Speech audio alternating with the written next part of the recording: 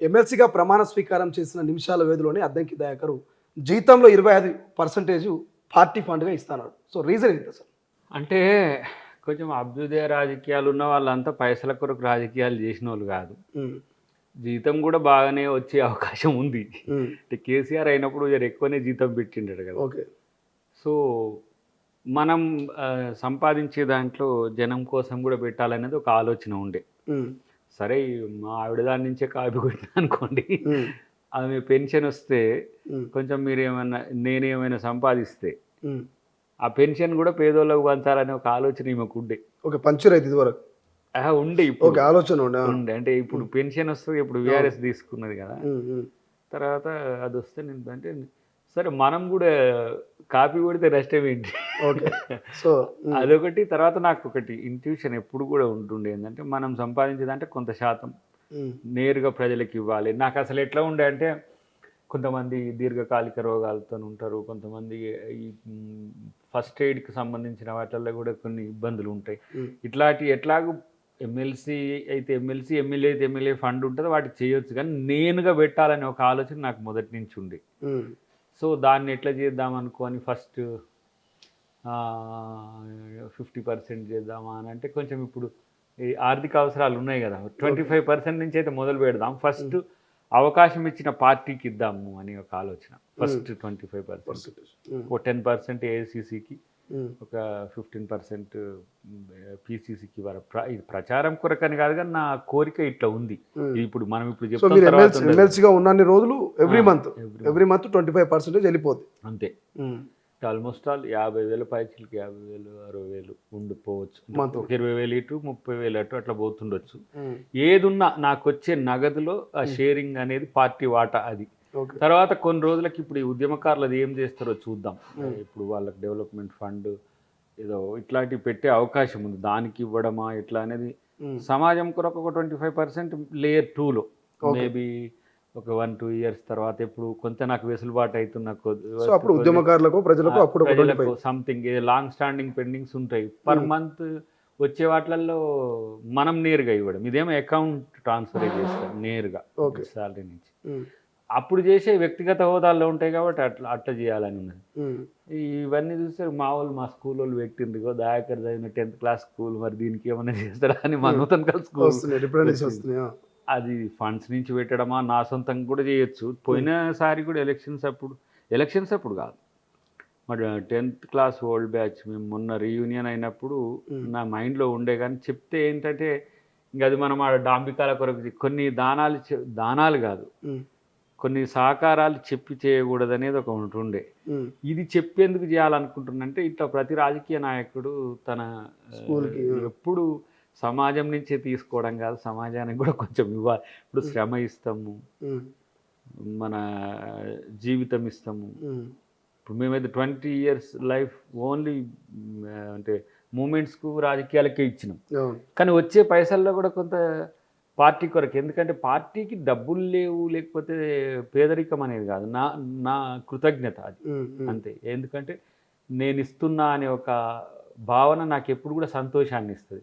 Party నాకు చాలా ఇచ్చింది. ఇప్పుడు ఎమ్మెల్సీ ఇవ్వచ్చు కాకపోయినా 2 సార్లు ఎమ్మెల్యే ఇచ్చింది.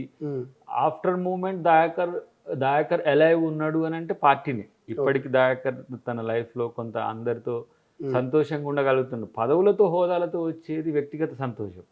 ప్రజలతో నన్ను ఉండేటట్టుగా చేసింది కాంగ్రెస్ పార్టీ. కాబట్టి దానికి నేను రుణపడి ఉంటా కదా. ఇప్పుడు దయాకర్ మొదటి సంతకం దేని మీద పెడదాం అనుకుంటున్నాడు ఎమ్మెల్సీ తర్వాత? ఇప్పుడు ఏ ఫైల్ మీద అది ఆలోచిస్తున్నా. 1-2 అంశాలు తెర మీదకి వచ్చినాయి, చూద్దాం. అది దాన్ని ఫైనల్ చేసి చెప్తా. చాలా వ్యాలిడ్గానే ఉండాలనేది ఒక ఆలోచన ఉంది. చేయబోయే మొదటి సంతకం జీవితాంతం గుర్తుండేటట్టే ఉంటుంది. అడిగే ప్రశ్న కూడా చాలా యూస్ఫుల్గానే ఉండేటట్టుగా ఉంటుంది. కొంతమంది డీలిమిటేషన్ దాని మీద అన్నారు, కొంతమంది పూలే దాని మీద అన్నారు, కొంతమంది ఇట్లా కొన్ని ఉన్నాయి. బట్ ప్రయారిటీస్ అప్పుడున్న అంశాల్లో ఏదనేది చూద్దాం. బట్ నా ఉద్దేశం అయితే ఒక భిన్నమైన రాజకీయ నాయకుడిగా ఉండాలని కాదు, ఆదర్శవంతమైన రాజకీయ నాయకులను చూసి ఫాలో అవుదామని. గతంలో అభ్యుదయ భావాలు ఉన్న కాంగ్రెస్ నాయకులు, కమ్యూనిస్ట్ నాయకులు, సోషలిస్ట్ నాయకులు, they paid lot of money to the people. ఇప్పుడు సర్దార్ వల్లభాయ్ పటేల్ గారు కానీ లేకపోతే ఆయన పేరేంటి పెద్ద ఆయన బారిస్టర్ ఎట్లా ఎవరు నెహ్రూ అంటున్నారా, గాంధీ? నెహ్రూ కంటే ముందు ఇంకా ఆయన దాదాబాయి నవరోజీ లాంటి వాళ్ళు ఇట్లా వీళ్ళు అసలు వాళ్ళ జీవితాలు పక్కన పెట్టి వాళ్ళ ప్రొఫెషన్తో వచ్చే డబ్బులు. ఇక నెహ్రూ గారు ఏకంగా 10,000 ఎకరాల అరటి ఏమంటారు మన యాపిల్ తోటలు అమ్మి మూమెంట్కి పెట్టిండ్రు. వాళ్ళ డాడీ కూడా అంతే. అది కాకుండా మళ్ళీ 9.5 సంవత్సరాల పైచలకు జైల్లో ఉన్నాడు ఆయన. ఊరికనే ప్రధానమంత్రి ఏదో ఉందిగా ఇప్పుడు పాట, ఊరికనే రాలేదురా కూర్చున్న సీటు అన్నట్టు. ఖ్యాతి కూడా ఊరికనే రాదు. వాళ్ళ త్యాగాల్లో మనమెంత చెప్పు కొంచెం. అంటే వాళ్ళని ఇప్పుడు టికెట్ త్యాగం చేసినప్పుడు కూడా దయాకర్ ఎట్లా చేసిండ్రు అరే ఒక్కొక్కరు ఎమ్మటే పార్టీ మారిపోతారు, అది మామూలుగా ఉండదురా, ఎంత ఓపిక ఉంది, ఎంత సహనం ఉంది అని అంటే, ఒకవేళ వాళ్ళు చేసిన సాక్రిఫైస్ని కంపేర్ చేసుకుంటా నేను ఎప్పుడు. వాళ్ళు బిగ్ బ్యాంగాల్. ఇప్పుడు దేశం కొరకు సాక్రిఫైస్ ప్రాణాలని సాక్రిఫైస్ చేసిన ఇందిరాగాంధీ, రాజీవ్ గాంధీ ముందు మనం ఊహించుకుంటే మనం సాక్రిఫైస్ చేసేది ఏంటిది, ఒక ఆఫ్టర్ ఆల్ టికెట్. దానికి ఎంత మంచి నాయకుడు అని అన్నారు. ఇప్పుడు దీంట్లో 25% ఇస్తేనే చాలా మంది అబ్బా దయాకర్ చాలా మోడల్గా ఉన్నాడు, ఇట్లా రాజకీయ నాయకులు ఇట్లా ఉండాలి. ఇప్పుడు చాలా మంది జీతం తీసుకునే వాళ్ళు కూడా ఉన్నారు. గుమ్మడి నర్సయ్య లాంటి వాళ్ళు 5 సార్లు ఎమ్మెల్యే అయినా కూడా ఇంకా సైకిల్ మీద తొక్కడం. వెనకటికి చాలా మంది పార్టీ దగ్గర జీతాలు, పార్టీ దగ్గర లెటర్ ప్యాడ్లు పెట్టేటోళ్ళు, వాళ్ళు పని చేసేటోళ్ళు. ఓకే. నేను సూర్యాపేటలోనే చూసిన కొంతమంది. మల్సూర్ గారు అని ఉంటుండే, ఆయన చరిత్ర నేను చూసిన. అంటే ఆయన మళ్ళీ ఎమ్మెల్యే అయినాక మళ్ళీ ఊరికి పోయి మళ్ళీ చెప్పులు కుట్టుకున్నాడు. మళ్ళీ తర్వాత సర్పంచ్ వస్తే సర్పంచ్ పోటీ చేసింది ఎమ్మెల్యే అయిన తర్వాత. అంటే ఎవరు ఉండరు అంటే మల్సూరే ఉండు అని అంటే మళ్ళీ చేయండి అంటే ఎంత నిరాడంబరత, ఎంత డెడికేషన్. ఇట్లాంటి నాయకులను చూసి నల్గొండ జిల్లాలో ఉన్నాం కాబట్టి అట్లాంటి నాయకులను చూసి ఇప్పుడు అట్లెందుకు రాఘనారాయణ రెడ్డి గారు ఏం తక్కువ. ఇప్పుడు చూడు ఆయనకు భూమి ఉంది కాబట్టి వెదిరి రామచంద్ర రెడ్డి గారు భూమిని ఇచ్చిండ్రు. అంటే ఎవరికి ఏది ఉంటే అది ఇచ్చిండ్రు. ఇప్పుడు నాకు జీతం ఉంటే అంతో ఎంతో మంచిగానే వస్తున్నట్టు కదా లెక్క, అది లగ్జరియసే. మేము ఎప్పుడు చాలా అంటే ఆర్థికంగా లేమితో ఏం లేము. మళ్ళీ అదో మనం పేదోళ్ళం అని చెప్పుకుంటే కూడా మా ఊరు వాళ్ళు తిట్టుకుంటారు నన్ను. ఇంటర్వ్యూలో చెప్పారు కదా మీ జానకమ్మ గారు, మీరు ఉన్నప్పటి నుంచి అయినా ఎంతలో కొంత మంచి బతికిన ఫ్యామిలీ అని చెప్పి. ఇది ఇప్పుడు ఏంటి, ఇప్పుడు తను విఆర్ఎస్ ఇచ్చింది కాబట్టి అది పెన్షన్ వస్తుంది, నాకు ఇప్పుడు ఇది వస్తుంది కదా. దీంట్లో మేము లగ్జరీస్గా లేకపోతే ఇతరత్ర తగ్గించుకుంటాం, అది పార్టీకి ఇచ్చినట్టు ఉంటుంది. రేపు ప్రజల కోసం కూడా చేస్తాం స్లోగా. ఇంకా నేను కూడా ఇప్పుడు వీళ్ళు పిల్లలు కూడా ఎదుగుతున్నా కొద్ది వాళ్ళకు ఇన్వెస్ట్మెంట్ తగ్గుతుందిగా, అవి మొత్తం పైసల మిషన్ పెట్టి పుట్టాల్సి వస్తుంది వీటి కొరకు చదివించడానికి. నేను 0 మనీతో చదువుకున్నా, నాకే స్కాలర్షిప్ వచ్చేది. కానీ నేను అట్లా చదివినందుకు వీళ్ళకి మొత్తం పైసలు మిషన్ పెట్టాల్సి వస్తుంది. సక్సెస్ అయితే ఇక డబ్బులే డబ్బులు, వాళ్ళకి మనం ఇచ్చే పెట్టుబడికి అంతే చదివే. మా డాడీ మాకు ఇచ్చింది కూడా భూములు ఉంది. ఇప్పుడు ఆ భూములు చేసడానికి లేక మా తమ్ముడు కూడా వాళ్ళకు పాలకి ఇచ్చుకుంటూ ఉంటాడు. మిగిలిన భూమి కూడా చేయలేము మేము. సో చేసేటోళ్ళకు అది ఇవ్వాలి. అట్లనే వీళ్ళు కూడా ఎదిగొచ్చింది అనుకో, వాళ్ళది కూడా మనం చేయొచ్చు. అంటే ఒక రాజకీయ నాయకుడు ఏంది కొంత ఇచ్చే గుణం కూడా ఉండాలని, తీసుకునే గుణమే కాదు. నన్ను ఒక పెద్ద ఆయన, చాలా పెద్ద ఆయన అంటే నన్ను ఆలోచింపజేస్తూనే పోతుంటే అర్థమవుతున్నాయి ఏంటంటే, మీరు పేదోళ్ళు ఇళ్ళల్లో ఎప్పుడన్నా మీరు భోజనం చేసిందా అని అడిగింది. ఓ ఎస్ అని చెప్పిన. ఎందుకంటే నేను తినేది ఎక్కువ శాతం పేదోళ్ళ ఇళ్ళనే ఉంటా, నేను పేదోళ్ళతోనే కలిసి ఉంటా కాబట్టి నాకు వెసులుబాటు ఉన్న పేదలుగా ఉండడం అనేది కొంచెం ఇష్టం. కానీ ఏదో నన్ను పేద అని అనుకోవడానికి ఎవరు అనుకోరు. కానీ అట్లా అన్నాడు. అంటే ఎస్ సార్, నేను చాలాసార్లు నేను